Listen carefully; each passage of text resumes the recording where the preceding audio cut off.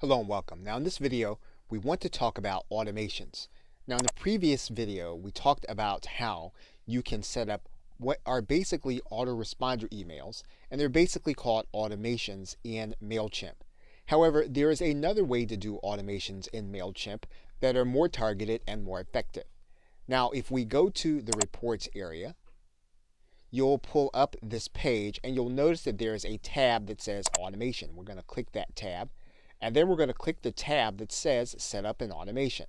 Now we can set up an automation in any number of ways. Welcoming new subscribers, saying happy birthday, blog updates. However, we want to set up an automation based on subscriber activity. However, if we go to the custom section, we can look at more options to set up automation emails based on our subscribers' activity. We're going to give this campaign a name. And then we're going to select a list, and then we're going to select the list where the activity is going to happen. Then we're going to click Begin. Now the key in setting up this automation is going to be the trigger. And so we're going to click Edit Trigger. And you'll notice here that there is a trigger that's already set up, but we're going to click Change Trigger. And now we're going to have a number of options available to us that we'll be able to send a targeted email. Let's say one day has passed and an individual has not opened our previous email. Now in terms of workflow activity, one of the things you'll notice is that none of these emails can be sent and be the first trigger. However, they do open up interesting possibilities.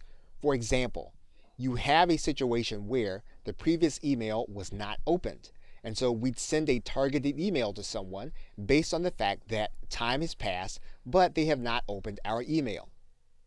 We can send an email to someone who has clicked a previous email. We can send an email to someone that has clicked a specific link in that email. So although these emails can't be sent as the first trigger, they can be sent anytime after the first trigger and open up a number of opportunities that we can use for our marketing purposes. Now, if you've connected your e-commerce store, you have other opportunities available to you. For example, you can designate purchases, you can designate abandoned carts, or email retargeting. If you think about any previous email that you have sent, you will be able to determine and select individuals based on how they've responded to previous emails and target them with another email. You can do that with any one of these campaign activity emails. So let's assume that the individual has opened an email in a campaign, and we want that to be the trigger.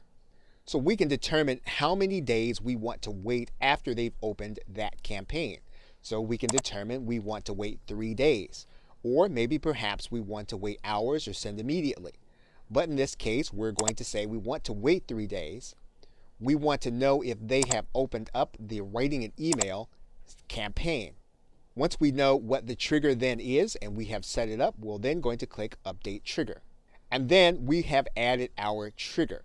We can then write a specific email based on the fact that they have opened that campaign, and we want to determine perhaps if they're interested, if they want more information, or to give us some feedback on what they have read.